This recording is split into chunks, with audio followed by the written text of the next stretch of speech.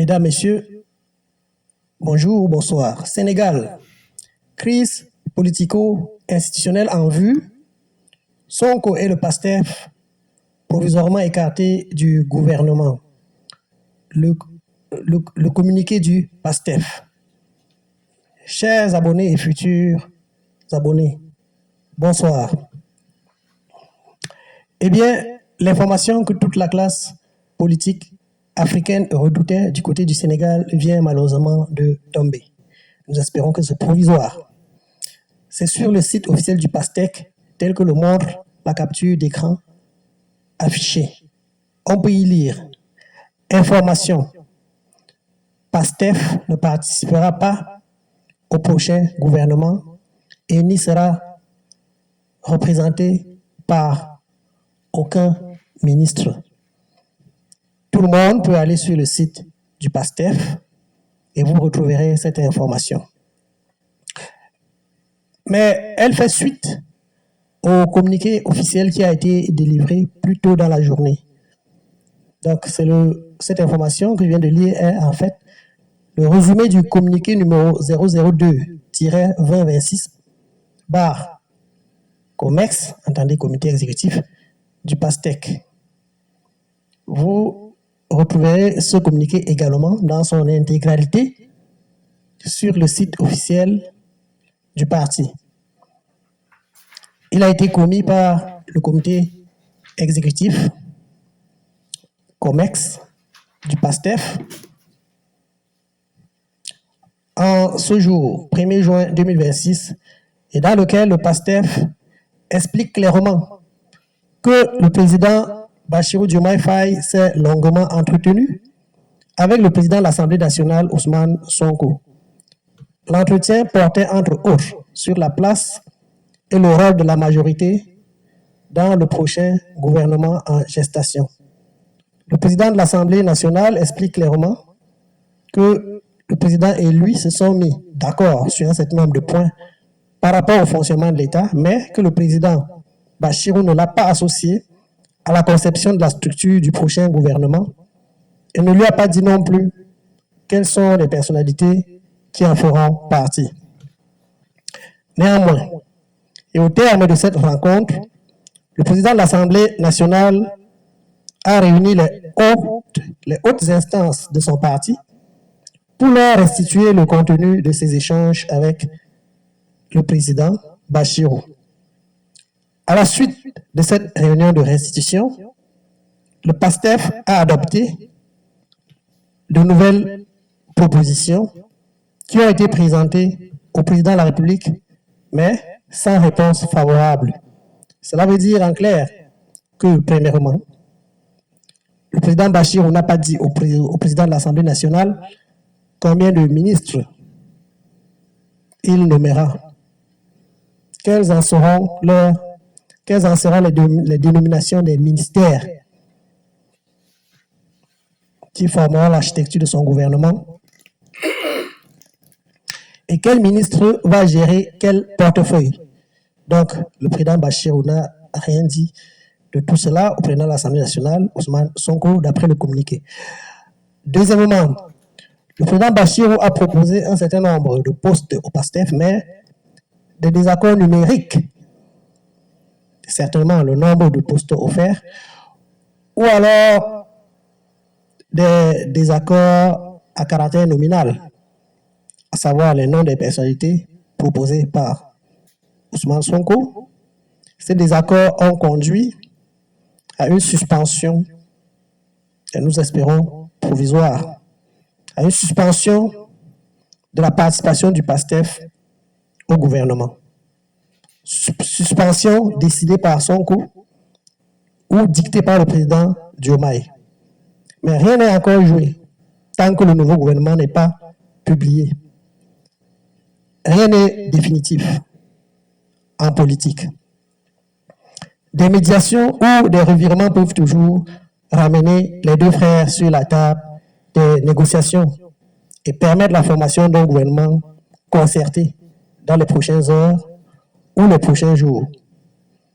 Tant que le nouveau gouvernement n'a pas été publié ou n'est pas publié, Toute analyse, à notre avis, toute analyse est prématurée et ne sert pas la cause du peuple sénégalais frère. Elle ne sert pas non plus la sérénité de la classe politique du Sénégal. Ceci dit, toute spéculation, toute condamnation de l'un ou de l'autre leader est contre-productive tant que le nouveau gouvernement n'a pas été publié dans son intégralité et tant que les personnalités qui en feront partie n'ont pas été scrutées à la loupe pour savoir à quel bord politique ils sont rattachés. Donc, comme nous le disions en politique, rien n'est définitif jusqu'au dénouement.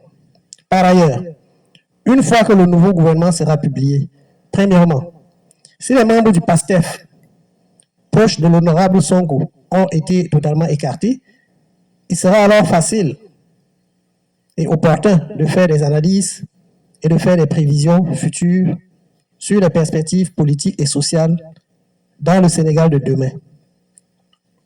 Deuxièmement, si par contre, les membres du PASTEF proches de Ousmane Sonko ont été nommés à des postes ministériels ou connexes, après une révision des positions de part et d'autre par rapport aux mésententes observées et publiées ce jour par le PASTEF, si les partisans de Sonko Dijon ne sont par la suite nommés, il sera aisé, à la lecture des portefeuilles à eux accordés, de faire une lecture intelligente de ce que présagent les cohabitations, de ce que présage la cohabitation entre le président Diomaye et l'honorable Sonko.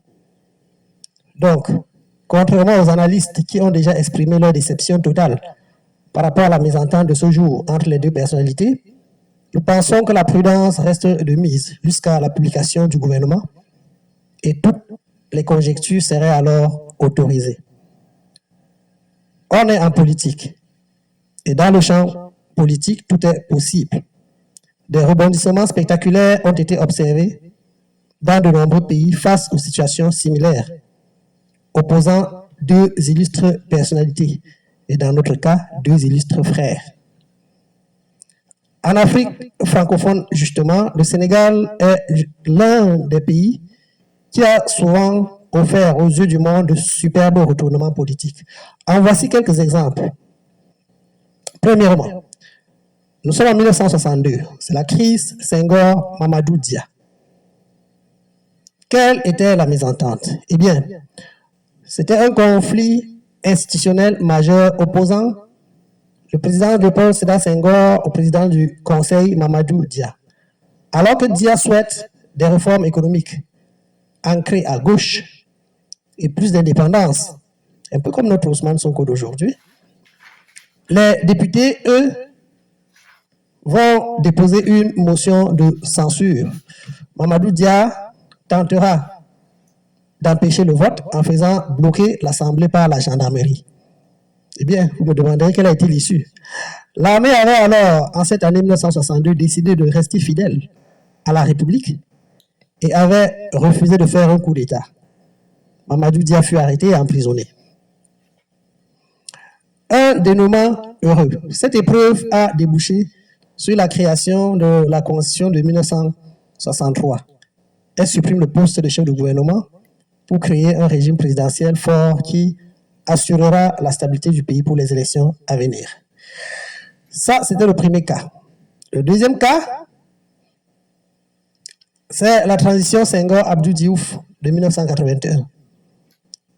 La mésentente. Avant cet épisode, le jeu politique était très fermé et marqué par des tensions entre le président Senghor et les opposants, comme Cheikh Anta Diop. Mais aucune guerre fratricide ouverte au sommet de l'État n'a entravé la marche du pays comme certains prédisent aujourd'hui, comme certains observateurs prédisent aujourd'hui. Le résultat fut heureux. Fait rarissime en Afrique à cette époque-là, nous sommes en 1981, Senghor décide de démissionner volontairement de son poste de président de la République en décembre 1980. Il passe le relais pacifiquement à son premier ministre Abdou Diouf en janvier 1981, qui amorcera le multipartisme intégral. Troisième cas, la passation Diouf Abdoulaye Wade en 2000. La mésentente.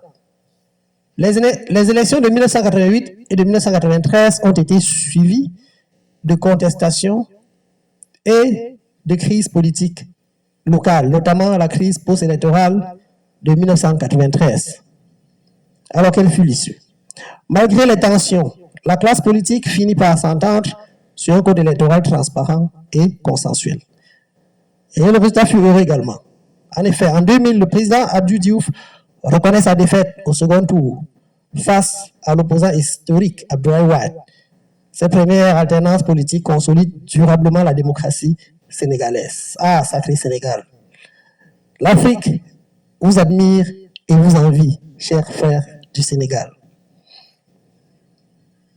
Alors, le quatrième exemple, c'est plus près de nous d'ailleurs, et les deux protagonistes sont encore là. C'est la crise du report présidentiel de 2024. Vous le savez tous. C'est en 1962, certains d'entre vous n'étaient pas encore nés, mais 2024, c'est hier, tout le monde était là. Donc, c'est juste un petit rappel. La mésentente, quelle est-elle? Eh bien, les tensions entre le pouvoir Macky Sall et l'opposition menée par Ousmane Sonko atteignent leur paroxysme. Le président Macky Sall tente de reporter l'élection présidentielle de février 2024, plongeant le pays dans une crise constitutionnelle sans précédent. Eh bien, il y a eu bien sûr une issue. Et c'est toujours la force de la société civile sénégalaise qui est au cœur du dénouement. Eh bien, les citoyens, la société civile et les institutions juridiques, notamment le Conseil constitutionnel, font front commun pour annuler cette mesure jugée anticonstitutionnelle. Donc, avec un Conseil constitutionnel sénégalais,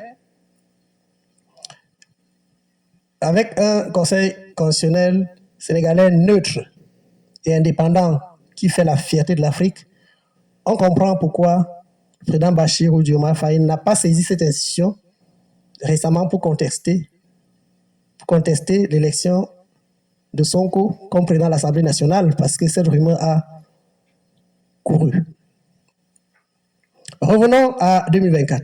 Le résultat fut également heureux, car l'élection de mars 2024 va finalement se tenir dans le calme.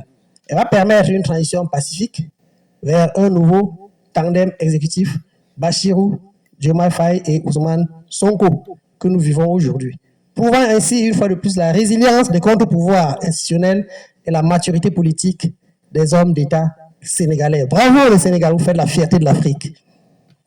Tels sont les faits. Vous faites la fierté de l'Afrique en matière de démocratie. Oui. Et ça, c'est depuis 1960. Notamment avec les quelques exemples que je viens de citer. Et beaucoup d'autres qui ne sont pas dans les annales. Tels sont les faits passés qui prouvent que ce qu'on observe aujourd'hui au Sénégal leur est coutumier. Et que toute analyse politique prématurée, défaitiste et négative n'est pas appropriée pour le moment. On peut également illustrer la situation actuelle du Sénégal par quelques exemples puisés dans la vie politique européenne, notamment française, où des cohabitations ont été plusieurs fois observées et ont débouché sur des dénouements tout aussi heureux, entre guillemets. On cite entre autres la cohabitation entre François Mitterrand et Jacques Chirac de 1986 à 1988, la cohabitation entre François Mitterrand et Édouard Balladur de 1993 à 1995, et la cohabitation Jacques Chirac et Lionel Jospin de 1997 à 2002. Voilà, chers frères et sœurs sénégalais, souhaitons aux Sénégalais africains et du monde, souhaitons le meilleur au peuple sénégalais et laissons se dérouler les événements. Ensuite, alors, nous pourrons les commenter. Voilà, c'est tout pour cette vidéo. N'oubliez pas de vous abonner massivement à cette nouvelle page pour nous encourager. Et n'oubliez pas de liker et partager les bonnes nouvelles et la situation complexe qui surviennent sur notre continent africain. Je vous remercie.